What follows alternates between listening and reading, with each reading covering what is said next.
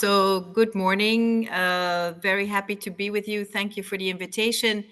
Was very nice to hear what you have been discussing yesterday, because of course, EUKI is a very important community to implement climate action, and that is also very relevant for where we're going next. And that is what you asked me to talk about a 2040 target. Now, we presented a communication, which is typically the Commission, a way of making, these kind of things known. 3 months ago, was early February, on the path basically from 2030 to 2050, where the 2040 target would be one milestone, so to say. You could ask why now? There tends to be not many new things coming out of the European Commission just ahead of European elections. But we felt it was very, very important that we take stock of where we are, notably, the situation that we see around us, the impacts of climate change. And that is why the 2040 communication was followed 1 month later by a communication on climate risk, and based on a first time ever climate risk assessment for the EU done by the European Environment Agency. And that basically showed, but also I would say confirmed, that Europe is the fastest warming continent in the world, that the climate risks are pervasive. They are threatening our energy systems, they're threatening food security, ecosystems, infrastructure, water resources, financial stability, and health. So this is basically, society-wide all around us. And the communication that the Commission put forward, which is about managing climate risks and protecting people and prosperity, that is really intended to respond to this assessment and to this evidence by setting out how we see the next steps to address climate risks and the impacts around us. And it means that we want to try and help the EU at EU level, but also member states and the different actors, so regional and local, to improve the governance around this. Who owns or who is best placed to act on these risks, to provide tools and to develop structural policies and set the right conditions also for the funding in support of climate resilience.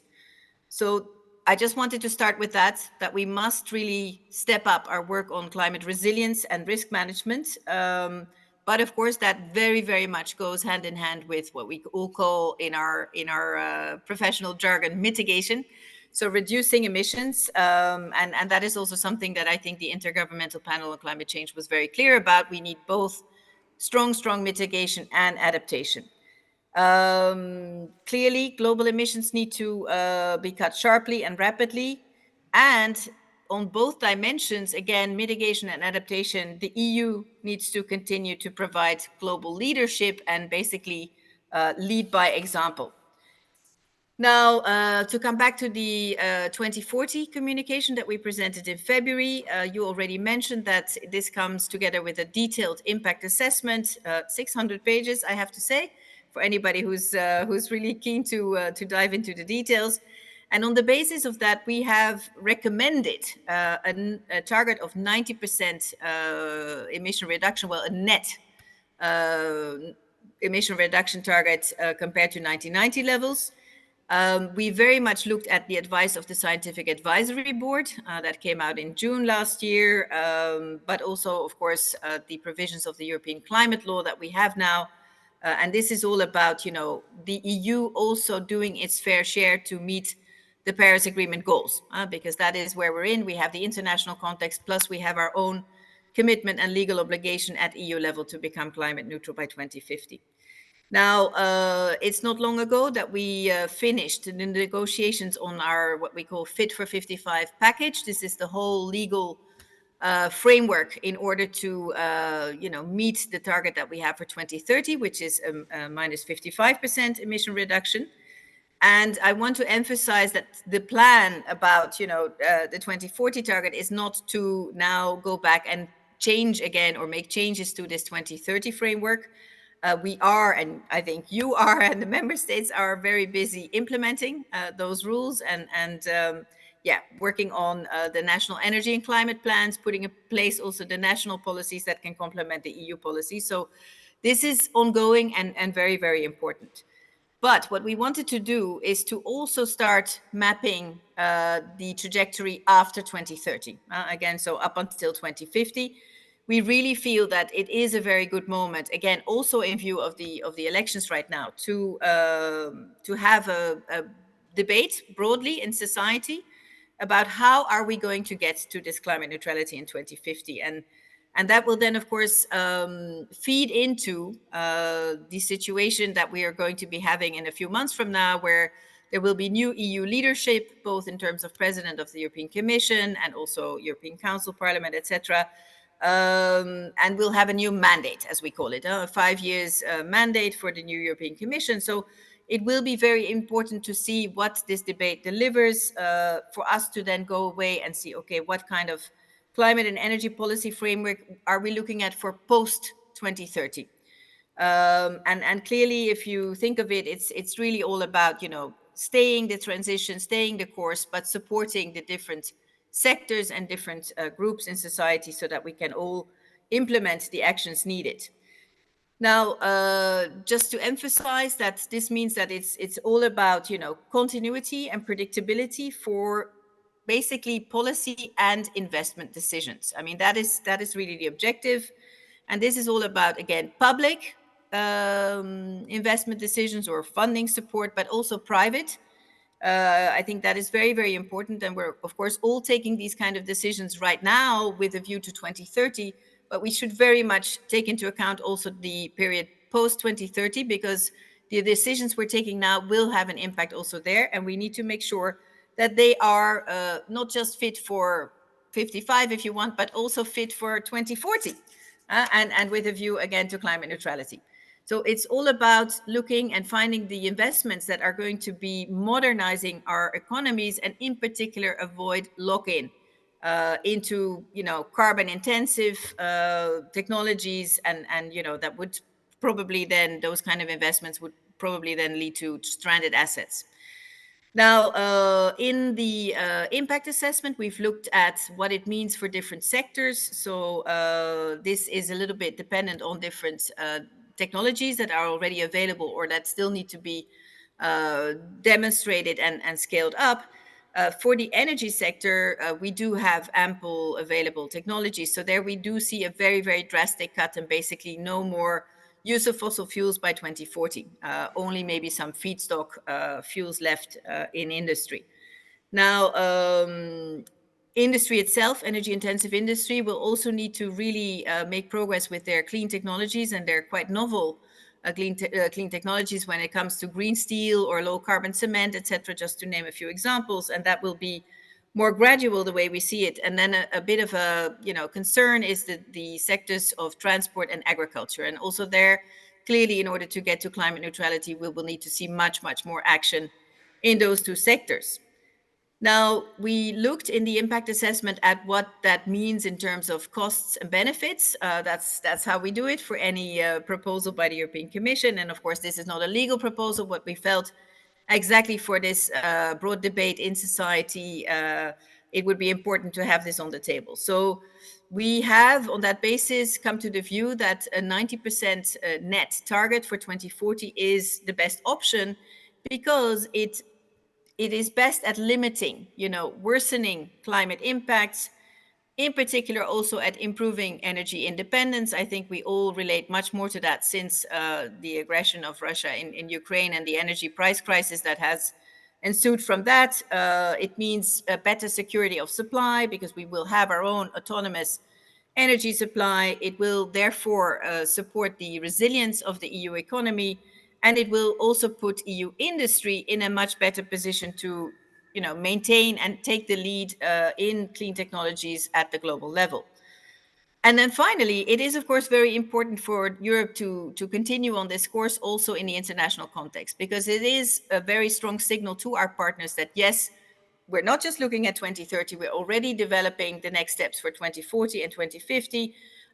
Just for all of us to have in mind that by the end of 2025 for COP30, that will take place in Brazil, everybody, all parties to the Paris Agreement will need to put forward their new nationally determined contribution. So in any case, within Europe, we need to make up our mind what we want to have as this lighthouse milestone for 2040 in order to then also present that at the international level.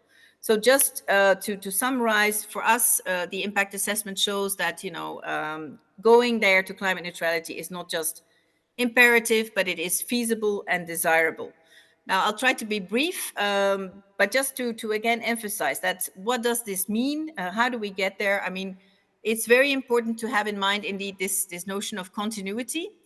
We need to very much focus our efforts now on the implementation for 2030, because without that, it will indeed get very, very difficult to make the next step to 2040.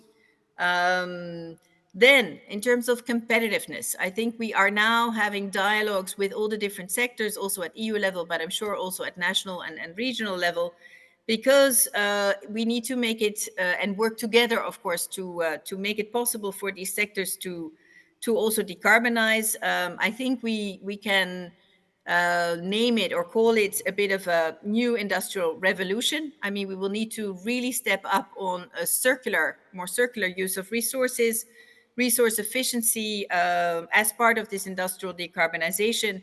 And it will, of course, need to have clean tech at the core. And again, this is all about this predictability that I just spoke about, that they also know what is coming towards them, and that they have their market share in the global markets. Now, we don't want to give any false impression that this transition is a walk in the park. That is not how we see it, but it is about, a modernization and a competitive industry within Europe. So reducing our dependence on fossil fuels and reducing also our exposure to the volatility that we see at the global level when it comes to energy. And then, so in addition to continuity and competitiveness, I want to emphasize also the notion which we started off with already in the context of the European Green Deal, but it is about a just transition. Because I'm sure, you must have talked about it a lot, and we do as well here in Brussels. I mean, it is, of course, all about people. The people are really at the core of this transition, and that means that we must have the policies in place to support that, to support people, to support low-income and vulnerable households. I'm sorry, I'm getting a call. And notably those who will be impacted most. And I mean, that is where we really need to zoom in into regions that have carbon intensive sectors, work with them. Now, we have in place already a number of funding instruments at EU level. I want to mention notably the Just Transition Fund, but also the forthcoming Social Climate Fund. So this is to show that we have, when we develop and agree on certain policies, the social dimension and impacts on the most vulnerable groups in society is very much also on our minds, and we try to address this by, really targeting specific funding towards that. And this will need to also happen for the 2040 framework, obviously. Now, just to mention that, we're not hiding the fact that there are regions with a high share of employment in sectors that will be significantly impacted and exposed to the transition. Also, Central and Eastern Europe will have or does have those regions. I mean, there I'm thinking of coal and lignite mining, but also petroleum and natural gas extraction. I think we all know the example of Silesia in Poland, but there's also Sud-West Oltenia in Romania. And that really means we need to work extra hard to support the transition in these regions and to, not leave any region behind. As far as industry is concerned, there are a lot of solutions, but also there we have to work together with the sectors and the regions concerned to make this transformation happen. And then also innovation. I think you mentioned it, that you have been discussing it yesterday, and that probably has gone together with education, skills, the quality of the infrastructure that will be needed, and other parameters that really are going to be necessary to prepare the regions for the transition. Now, there is strong potential. I think that is a very, very positive message for new activities and sectors to develop. One example is clearly the untapped potential for renewable energy, still in many, many regions. We all know, I think, that green hydrogen will be crucial for the decarbonization of energy-intensive industries, and there is a very high potential in this area, also in Central and Eastern Europe. So all this to emphasize, that we are not talking about changing our ambitions, which maybe, could be the impression that people get in the last weeks and months, but it is about, modernizing the economy and seizing the opportunities for new activities and sectors, and notably also in rural areas. Because that way we can secure a more sustainable future with long-term competitiveness, but notably prosperity and well-being for all, because if we don't, climate change will derail. So I hope and trust that also the regions, and notably the ones in Central and Eastern Europe, will be at the forefront. So just to conclude, we're very, very much looking forward, and your event is, of course, a key part of that, to have this societal debate. We're then working towards now already very soon the elections of the European Parliament. We will have the new leadership coming in, and we will then be working on the policies and funding instruments for the period post 2030. But I hope with these elements, I have already given you a little bit of where we are here in Brussels, and what has inspired us to put this forward now.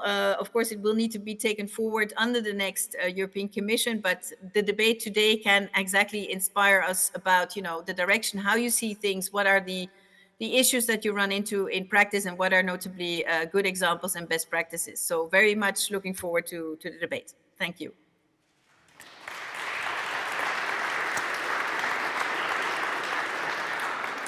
Yeah, thank you so much, Yvon, for your remarks and for your input. We'd now like to invite our three panelists to join me on the stage so we can get into a discussion about what we just heard. So why don't you just join me on the stage, gentlemen? I'm welcoming Nils Meyer-Ohlendorf, Christophe Jost, and Martin Vladimirov. Good morning, gentlemen. Hello. You can welcome them. Yeah. So just a quick introduction about who is sitting here with me on the stage this morning. Dr. Nils Meyer-Ohlendorf is a senior fellow at the Ecologic Institute and head of the International and European Governance Program. He's led numerous projects on climate policies, climate laws, EU reform, reform of the United Nations, and trade and tax reform. So he wears also several hats, so welcome to you. I'm also happy to introduce Christophe Jost. He is a senior EU policy officer at CEE Bankwatch network. And among other things, he coordinates a campaign that's aimed at transforming economies of Central and Eastern European countries through EU funds. So welcome to you. You can also clap if you like. And Vladimir, exactly. And last but definitely not least, Martin Vladimirov is the director of the Energy and Climate Program at the Center for the Study of Democracy, which is a European public policy institute, and he's also managing the Energy and Climate Security Risk Index, and is also spearheading the work on unlocking the offshore wind energy potential of the Black Sea. So welcome to you, Martin. Exactly. So if you don't mind, Nils, it would be great if we could maybe hear from you first. What was your take, or what's your perspective on what you've just heard about the European Commission's impact assessment of these 2040 climate targets? No, thank you. Thank you for the invitation, and good morning. Big question. I think I would like to make like 3 or 4 points. One is, I think Yvon already mentioned this, that the 2040 communication and all this discussion is really nothing that comes out of the blue. We have been talking about this for quite some time, and it's also something that is in the climate law. And I think it's a very wise decision to have that, because it takes time to get to 2040, to 2050 and beyond. And I think if we get the 2040 target wrong, we will have a very hard time to meet 2050, and it will be very difficult to go to net negative. So it's a very wise decision to have that, and that discussion is crucial. I know that some colleagues think, okay, it's 2040, we are struggling to implement 2030, so why 2040 now? I think the question and the answer really is 2050 is not so far away, and the second half of the century is not so far away either. So and we have to take some very long-term investment decision, so it's crucial that we actually get this right. So this is number one. I think when I read the impact assessment, I was very impressed. I think it was very solid work. I mean, if you have not read the 600 pages, I don't blame you. But I think it's very interesting to read it, the bits of it. I think it's a very rich resource of where we are, where we have to go, what it means, all the implications. So I think it's a great piece of work, and I was very impressed by it. I also think the discussion that we are facing now is based on this very robust piece of work in terms of science, of data quality, etc. But I think there are also some dangers. I think there are some things that we have to be aware of. And if I read the impact assessment, I think there are some path dependencies that we will face and we will struggle with.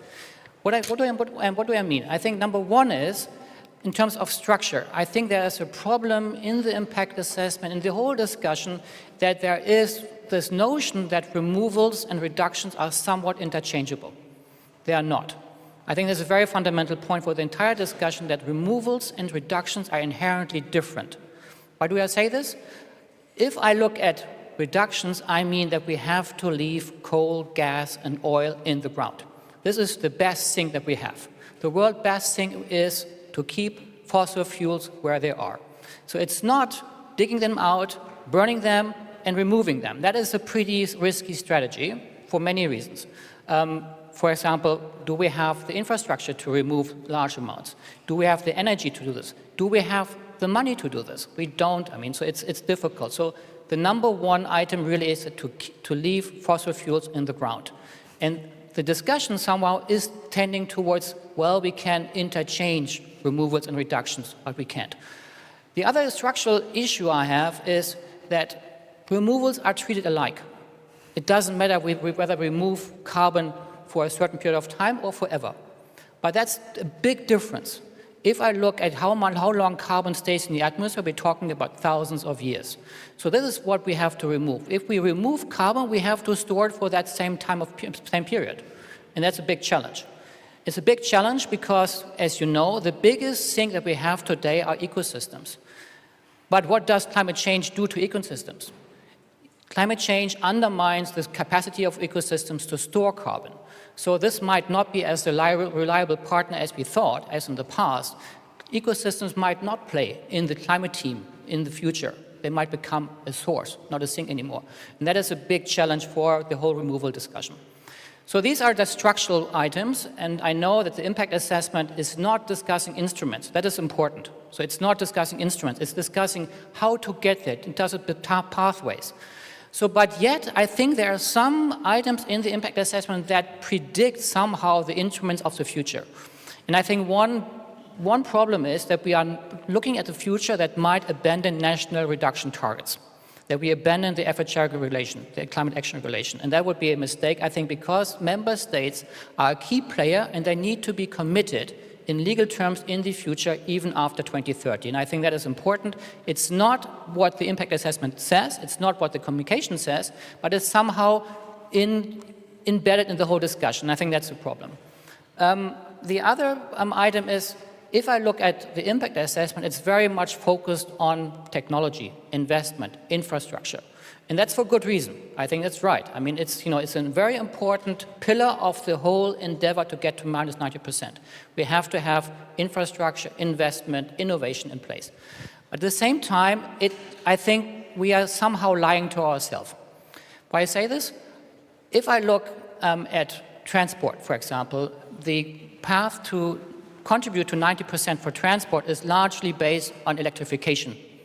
It's also based on advanced biofuels. But do we have green electricity available on time to do this? We have many other consumers of electricity in the future, big data, direct air capture, transport. So do we actually manage to generate all this electricity on time? And there is something in the impact assessment, that's true, but it's a big question mark on this tech agenda. So, and I think that's an important thing. So in terms of for transport, and many of you work on this, I think avoiding transport, different urban designs, these are important elements in the transport sectors. They are in the impact assessment. You find language on this, but the whole discussion at this point, not only in the impact assessment, also otherwise, is really focused very much on let's have a technology solution. But I think for transport, aviation, for example, it's very obvious that we need more. And the other sector that worries me a bit is agriculture.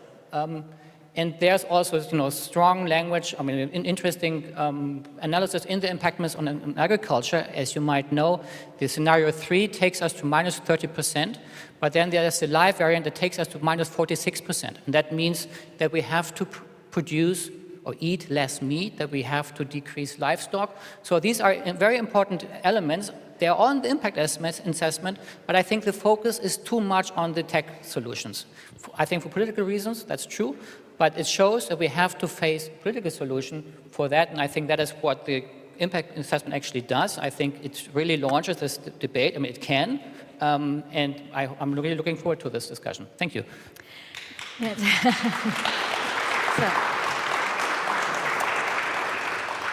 Nils, thank you very much for this really comprehensive and specific assessment.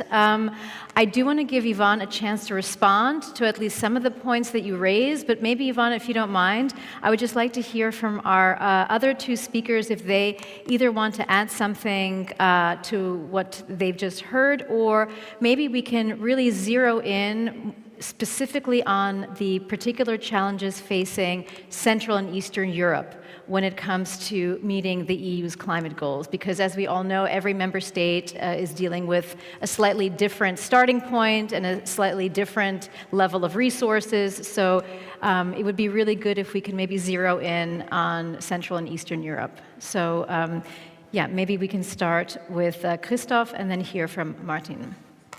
Sure, thanks. Thanks a lot for the invitation, and yeah, I think it's a very crucial discussion that we are having now. And this piece that was proposed by the Commission, it's not something binding at the moment, it's a recommendation. I think it comes at a very important moment in general, because we have heard some calls from some stakeholders or even some EU leaders to pose a bit further action on climate change, because we have enough to do with the current legislation that needs to be transposed, etc. So I think it's very important that the Commission ends a bit its mandate with this recommendation. It's really part of the legacy of the current Commission. And I think it was really well mentioned by Yvon Slingenberg about the need for continuity and predictability. I think this is especially important also for Central and Eastern Europe for the investment planning that needs to happen. Member states are currently updating the national energy and climate plans for 2030. We see a lot of problems, but among them we see that in many cases they lack really the vision on how to roll the investments. So this is really an issue that needs to be addressed. And in the impact assessment, I think there is this figure of 1.5 trillion euros needed annually to reach the 2040 target, which is, according to the Commission, constant with what is needed now to reach the 2030 target, meaning that this is a huge number. And currently, we are in a rather more favorable situation than before, because we do have additional support from the EU. Next to the traditional EU budget, with a very important program, cohesion program, including the Just Transition Fund, we do have the Recovery and Resilience facilities, the recovery plan of the European Union, and we also have other funds coming from ETS revenues. These are especially important also for Central and Eastern Europe with the Modernization Fund. But we lack clarity of what will come next. And this is particularly the case for the recovery plan that ends in late 2026, so in a year and a half now. So I think it's really important to already start a debate about what investments are concretely needed for the industry, for local authorities, but also what resources to put in front of this. So the European Commission will come next year with a proposal for the next multi-annual financial framework. And I think this really needs to be addressed already very shortly. So hopefully by when the new Commission will enter, there will be already some ideas about what are the mechanism that should be put in place really to roll out those investments. So I hope that also there will be more focus on Central Eastern Europe with dedicated financial support, but also other kind of support such as capacity building, technical assistance, etc. Yeah, thank you very much for that. Martin? Thank you so much, and I'm really humbled to participate in this great panel, and greetings to Yvon, and I hope we can see each other soon in person. I would like to also stress that this impact assessment plays a crucial role in streamlining EU policies on 2040, and I congratulate the Commission on putting forward exactly option 3, which is much more ambitious than the rest of the scenarios, pathways for decarbonization till 2040, and a specific focus on industrial competitiveness and countering energy poverty risks is well placed as a focus, because I think this is the make or break issue about the success of implementing these policies. Why am I saying that? Over the last 10 years, what we have been seeing through our assessment of energy and climate security risks in Europe is that even though we are improving significantly the sustainability pillar of energy and climate security, meaning reduction of greenhouse gas emissions, improving energy efficiency, raising the share of renewables in the energy mix, at the same time we have seen a sharp increase in affordability risks. Affordability meaning lowering of industrial competitiveness linked to energy prices, and to rising energy poverty. Actually, the energy crisis from 2021 to 2022, we assess, might have raised energy poverty by around 20 million people around Europe. So this is an important issue to tackle if we can convince member states to follow up with the implementation of the 2040 targets. And what we are seeing right now is that there is a widening gap, policy gap between what the EU proposes and what member states actually would like to see. This is especially true for Central and Eastern European countries, where we have to work very strongly and in a very focused and consistent manner with stakeholders, especially in non-ETS or ETS2 sectors like transportation and industry, where stakeholders are basically refusing to comply. Why am I saying that? I know that there was kind of discussion, preliminary discussion, that we shouldn't talk about backlash. But what we see in Central and Eastern Europe is that governments are trying to find a way to circumvent some of these more ambitious EU policies.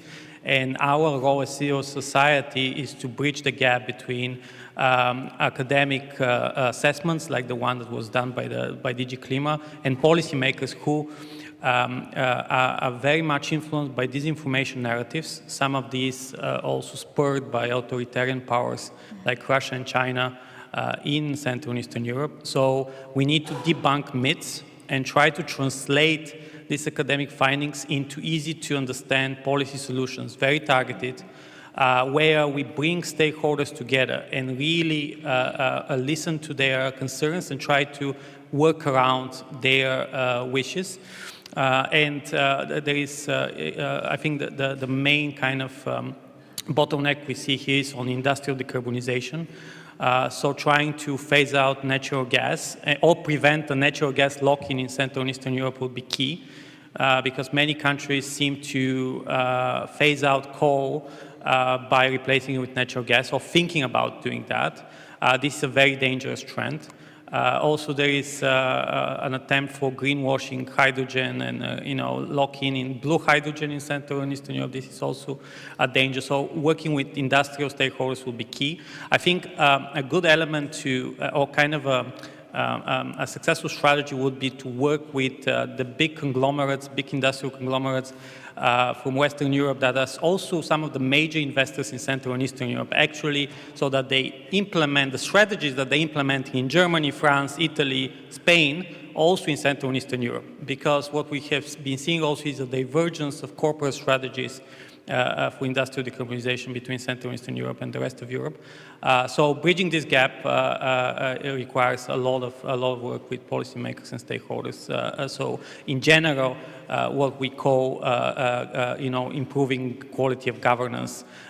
This requires also, by the way, improving regulators, so the independence of energy regulators and competition authorities, so that there are no state aid, no fossil fuel subsidies being allocated in different, I would say, shady ways, because they kind of try to circumvent EU state law, competition law. There needs to be more focus on corporate governance of state-owned energy enterprises, especially in the region. And I think a better accountability on strategic documents such as the National Energy and Climate Plans and the Recovery and Resilience Plans, especially when it comes to implementation and how this implementation is carried out. Thank you. Thank you very much. Yeah. Gosh, there were so many super important points that you raised, and Yvon, I really do want to give you an opportunity to respond at least to some of them, but I also have noticed that our other panelists, the wheels are turning and they may want to respond as well. So why don't we just do one step at a time, and next I'd like to hear from Yvon. Thank you, Marianne. And I know I'm complicating things by being with you online only, but thanks for, intersecting me in the debate nevertheless. I think very, very good points made by all three panelists. And I'm happy to hear that the communication and the impact assessment are triggering exactly what we were hoping to. Because, of course, in an impact assessment, we have tried to work with, certain assumptions. These are technological assumptions, what can happen in different sectors, but also sensitivity analyses, what if, and notably, will there be enough renewable energy around, to if we go for electrification, to then also, ensure that this is fueled by green electricity. So we're very happy to have that discussion. I mean, that's exactly the purpose. Also on the removal side, just to say that from our perspective, we fully agree with you, Nils, that it's not about, just continuing using fossil fuels and then trying to capture the CO2 and put it somewhere. No, it is about, looking at what will be what we call either residual emissions or hard to abate emissions, because we know that in some processes used in industry, there will still be some emissions, and what are we going to do with those? And very much, as you said, about, post 2050, when we will need to have negative emissions also as a contribution from Europe to keeping climate change in check. How do we prepare for that, in terms of infrastructure, in terms of, again, support for technologies, in terms of even acceptability, et cetera, et cetera. So we don't pretend we have all the solutions, on the contrary, but we're trying to give a picture like, okay, today we see that it could go this way. Is that how you see it? What are the bottlenecks? What are the drawbacks? What are the constraints? And of course, in the end, it's all about, trying to take these things into account when we then try to develop the policies for the post-2030 period. And that maybe links also very nicely to what Christophe was saying, because, and I think I mentioned it in the introduction, it's about policies and then support, So we will, of course, from Brussels try, and you mentioned it, Christophe, be working also on the next multi-annual financial framework, the EU budget. What we know is that there will never be enough money. You quoted the 1.5 trillion. This is a very big figure in terms of investment needs. We tend to try and make it a little bit more specific about, around 600 billion for the energy system. And we also need always to keep in mind that this is the full investment need, right? It's not only for example, going to 2040 with a specific number. I mean, in any case, we all know that the energy system requires investments every year. So yeah, I'm not sure we are very happy with this, 1.5 trillion. But of course, if you add it up, yeah, that's what you're looking at. And this also just to mention that this is of course public and private funding. But again, it's very, very important that again we have that debate so that we can try and target the future EU budget to where the money is really most needed. And I think their support for regions, support for breakthrough technology, support for low-income households will be still with us, and we need to try and find ways whereby the limited money available, because as we all see, there's now also competing, very high-level competing demands on the defense side, on security side, cybersecurity, etc. So it's really about how are we going to use the not little money, but limited amounts of money available in terms of public funding at EU level in the best possible way. And then what Martin said, I mean, yeah, this is exactly what we need to be doing, and I'm super happy that you're discussing it during the 2 days of EUKI, because we do this or we have done it now at a very high level. But what does it mean in practice? And I only briefly touched upon the national energy and climate plans, but this is a discussion we're having with member states to really talk through with them. Well, they will have their preferences and their policy choices, but we want to have that debate by, also showcasing why not this and why not that, and wouldn't this be more cost efficient, And to also talk about acceptability and what are the policies at national level that will also be needed, because it's not like only EU instruments that will make this happen. There will need to be accompanying measures, enabling measures, there will need to be infrastructure at national level. And I think this longer term perspective that you were describing, Martin, is also extremely important. I mean, of course, it's interesting when you have gas resources, discovered, etc. But I mean, if you look at the longer term, that is this investment really valid or economically viable if you need to then close those taps again? Is it not more opportune to maybe, I don't know, invest a little bit more now, but to then, do this switch to renewables in one go? And notably, if there is potential, of course, you need to look at, okay, what are the conditions in different regions and different countries? But I mean, we're having that debate with member states. We want to also, and we are having it with sectors. My aspiration is to kind of bring this together, to have everybody around the table and to make it rather also transparent, to have these factors of cost efficiency, etc., also on the table, and where do we need to go in the long term. So yeah, that's super valid points, and happy to continue, of course, interacting with all of you on how you see things evolving. Just a quick reminder to our audience that we do want to hear from you, so you can already think about and prepare any questions that you may have for any of our panelists. But first, I do want to give an opportunity to any of you to respond or follow up on anything that you've heard. Nils? Go ahead. Yeah, well, what I thought was also really interesting that Martin highlighted, that it's not only a question of adequate funding, it's also about a vision, and that people understand on the ground, in the regions, on the community level, what are these policies for, why are they important, how will they impact me? Because if people on a local community level don't get behind these changes, they're going to resist. And as you also mentioned, there's one thing about the regulations, but then people are looking at ways to ignore the regulations or get around the regulations, and if that's going on, then we'll never be able to meet our climate targets. So I don't know if any of you wanted to speak about that.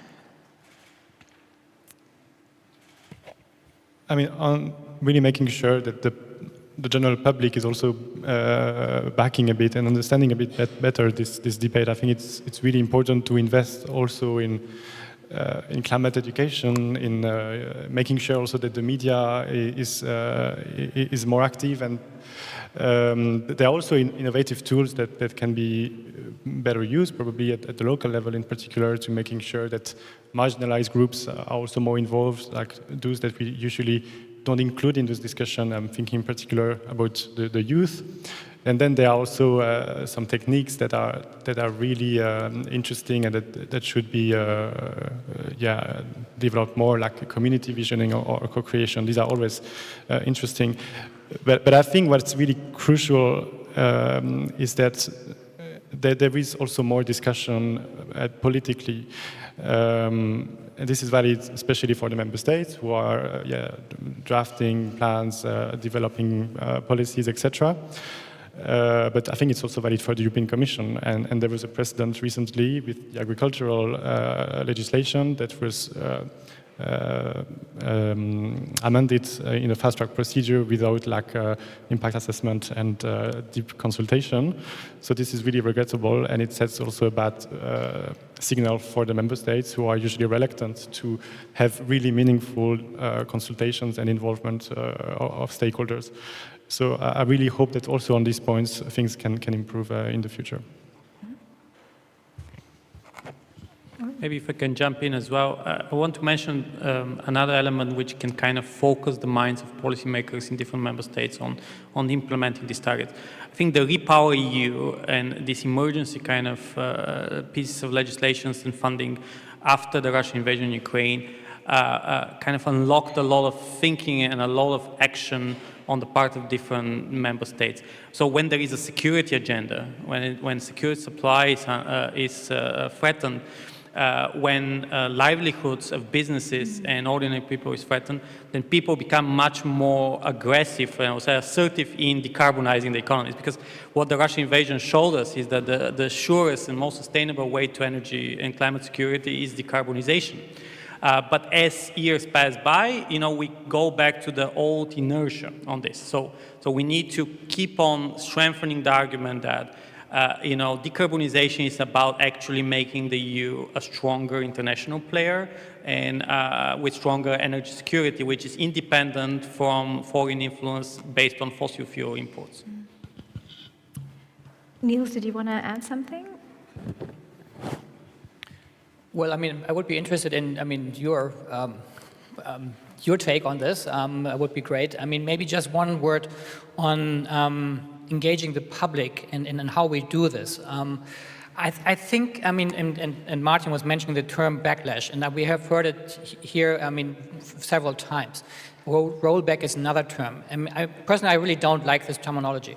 And that is because it suggests that we are just under siege, that we are just facing with something that is sinister, dark, and etc. I think, of course, we are on the defensive in some respects. If I say we, that's already a pretty ambivalent term. But climate policies as such. But I would take it as a different take. I would say, well, we have to have an open debate, and we have to present our arguments in an understandable way. And I think very often we struggle with that. And I think the term backlash really does not help to persuade other people. Because it already starts with that we are on the right side because we are exposed to this backlash. And I think the term backlash itself is just suggesting that there's this dark side and there are the white knights. That is not the case. It's just much more complicated, and that's why I would say, well, let's be a little bit more self-confident. And also, then if there's people with different opinions, just have the discussion, yeah. So I can see already that our audience is experienced and submitted questions via TEDme. So we have a couple of questions that have already been sent in via the app that I can see on my screen. But we also like to do it the old-fashioned way. So if anybody would prefer to raise their hand and speak into the microphone, we can do that as well. Yep. So let's start with the two hands, and then we have two questions sent in by TEDme. Hello, good morning. Remigius Lapinskas, Green Policy Institute from Vilnius, Lithuania. Being quite deeply involved in energy transition and changes, I see fast decarbonization in the spheres of electricity and heat production. But we still have a problem, a major problem with transportation, because 95% of transport is powered still by fossil fuel. Perhaps you can comment what could be the improvement in next periods done by European Commission in general, because I see that we have lack of technologies, for example, and so on. So would you comment? Should we collect a few questions? No, I think it's better if we do one at a time. Any of you want to respond about how do we tackle decarbonization in the transport? I don't know, Yvon, if you want to go first, but no, I think I touch on this briefly. I think this is one item I mentioned, comment on in the impact assessment, there's a strong focus on electrification and biofuels. And I think there's a reason for that. I mean, of course, but it's an important pillar of decarbonizing transport. At the same time, I think we have to complement that agenda, because if we bet on electrification and biofuels too much, I think we might, end up in a situation where we cannot provide electricity, green electricity, in sufficient volumes on time. The same is true for biomass. I mean, I mentioned, the impact of climate change on ecosystem and the production of biomass. If you look at different scenarios, I mean, we use the same biomass more than once, and of course you can't do this. So I think that is why we have to, I think colleagues work on urban transport here. This is, I think, an obvious candidate where we can actually decarbonize very quickly. It's very different from rural transport. I think it's important to make a clear distinction between rural transport and urban transport. It's also, I think, very important to distinguish between aviation, shipping, etc. They have different challenges. I think the whole proposal to bet on sustainable aviation fuels for aviation is probably not taking us where we have to go. It's also about flying less. I think that's an important question that raises more questions, of course, because it's not only about the aviation sector itself, it's all about tourism, it's about logistics, etc. So that is, I think, a big part of the story, that we actually have to talk more about avoiding transport. I think otherwise we simply will not have a transport system that will contribute to going to net climate neutrality, but it will be one that really undermines the agenda. Did you want to also add Can I something? just, I want to actually support Nils. It's not only about technology, it's not about only electrification and fuels, it's also about changing behavior. In some member states, especially in Central and Eastern Europe, I think, it will be difficult to fully electrify the mobility. Some of the reductions of greenhouse gas emissions would come mostly by improving public transportation, improving the speed of railways. The speed of railways between Central and Eastern Europe and Western Europe is probably double less. Comfort, working on urban design, making people get out of their cars. This is actually going to probably contribute much more in the medium term, at least. Let's take a quick one from the TEDME contributions. This is a question to Yvon. One of our guests is asking, how likely is a 2040 target of at least 90% reduction from your perspective? That's a little bit crystal ball. We try to inform the debate.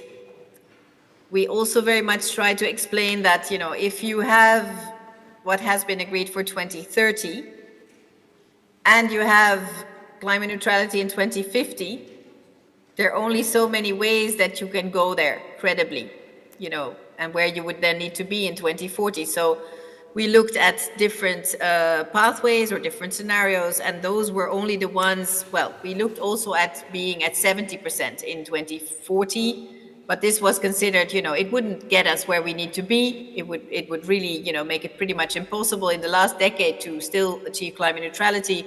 So we've really zoomed in on a targets of 85%, 90%, and even 95%.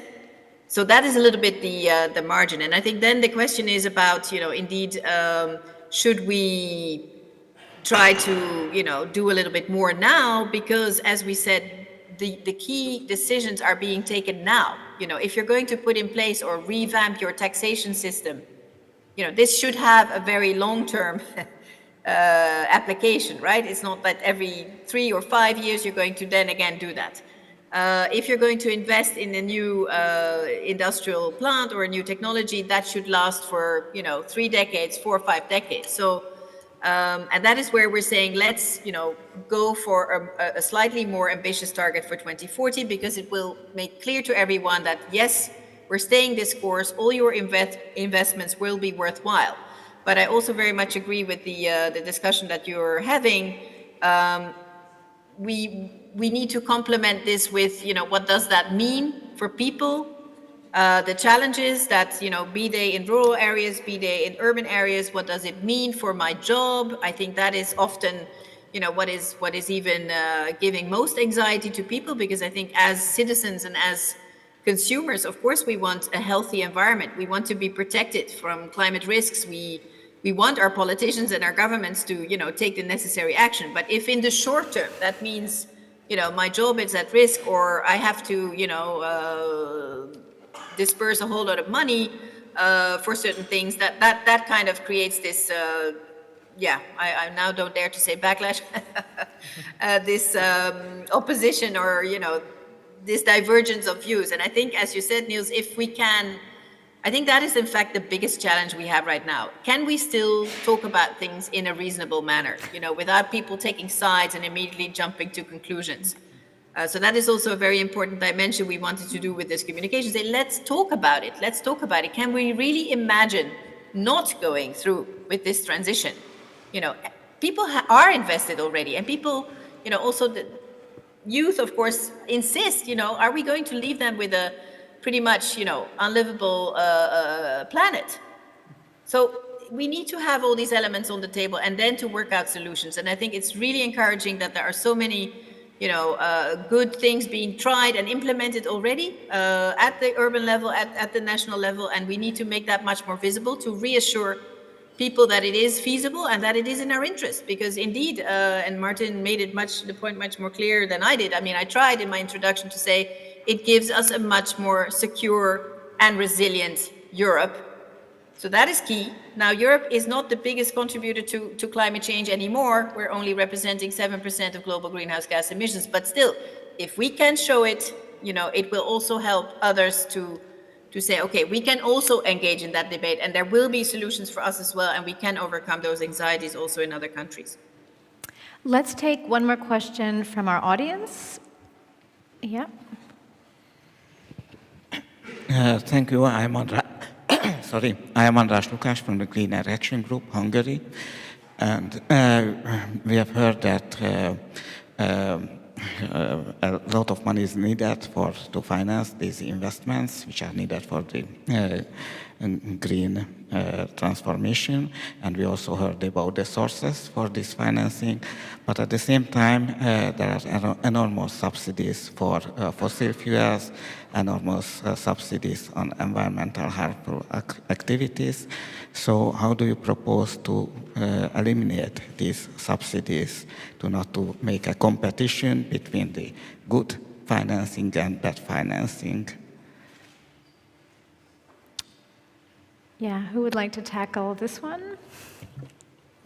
I mean, I agree that, we do need more money on the one hand, but we also need better money probably. So there needs to be also a debate about what is the use of the public resources, and especially EU funds, because as you said, András, currently we can still use EU funds for fossil fuels technologies, like for gas boilers, for fossil fuels distribution grids, etc. So there needs to be also a debate about this, how to phase them out, and also how to go beyond just switching from fossil fuels to renewables, but how to really make them more transformative. And this is also something that is currently lacking. I think it's crucially linked to the capacity issue in member states, and especially in Central and Eastern Europe, where, I mean, again, currently we do have quite some money available from the EU, but it poses incredible challenges to spend it well. So we also need probably to invest in the resources, in the administration, in the managing authorities, and in the stakeholders to really make a better use of all of this money. So yeah, I hope also that there will be a debate about this in the future. I mean, it's like, on your point on fossil fuel subsidies, well, I think, many of them are very popular. They are very popular among many voters. So, and I think it's a very political question. It's about politics. If you look at, what has happened when we had the energy price increases in 2022, governments were very quick actually to spend enormous amounts of money. I think for social reasons, that's true. But to put it in the broader context is a matter of persuasion. it's really a matter of persuasion. I mean, that we have to make our argument much more clearer. I mean, this is something that is very bad in the long term. I mean, it might help in the short term, but we have to address this particular question. It's about politics, full stop. But actually to do that, to just complement what Nils says, is you need to strengthen the rule of law also a new level. I mean, part of the reason why member states were just splashing energy subsidies all over the place is that the EU basically green-lighted that. And competition law is being applied in a very discriminatory manner, meaning for some it's very strict, for others not, depending whether we're talking about Nord Stream here in Germany before the invasion, or we talk about coal subsidies in Bulgaria, Poland, etc. So trying to always find compromise on EU level in the Council sabotages in a way, unfortunately, a lot of the good common EU policies. So this is what I meant by the gap between EU level and member states in terms of implementation. Yeah, Yvon, it would be great to just have the final word from you, precisely addressing this issue. Do we need stricter, more robust EU-level regulations that are more impactful in the regions, or what do we need to really make sure that, again, let's focus in on Central and Eastern Europe, that these regions are in a position to really meet their climate targets? Thanks, Maria. And I think, I don't think you can solve everything with EU regulations, notably when it comes to, specific cases, regions, local, etc. But of course, we need enabling policies that then we work out with member states, and this can be through the national energy and climate plans, but it can also be through all the other funds, and that we have this dialogue with member states, also with more member states than just one. There are regions that border different countries, and what is the situation there, what is the outlook there. The rule of law is important, but I think, again, it's listening to all of you, I was thinking, and what we really need is transparency and debate, and as much as possible, objective debate. Let's put the different elements and factors on the table. As I mentioned before, of course, there will be political preferences. There's many debates here in Brussels around, nuclear versus renewable, and there will be those choices. But let's look at, potential, cost, acceptability, and then try and work out, how this can be implemented in practice. And I do think that behavioral change is an important element there as well. And I wouldn't really maybe frame it like that, but it's about modernization also there. I mean, we hope that, the younger generations will not necessarily all want to own a car. If there is good public transport, if there is a service of what energy you can use, rather than, having all your own little, self-sufficient energy supply, then I think that is the modern way of doing it. And it could be much more energy efficient, much more climate friendly. But okay, that's where we need to tap into these good practices that are already out there and keep working together about, the best possible way of implementing these things. So there's many different elements.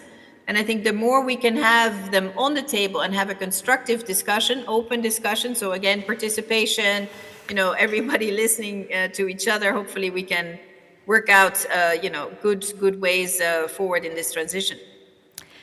Thank you so much for that, Yvon. And I think this panel was an example of very constructive and robust debate and discussion. And there were some critical elements to what we heard today, but also a readiness and a willingness to find a solution in good faith, incorporating different needs and perspectives. And in the spirit of that, that's really what we're going for at this conference.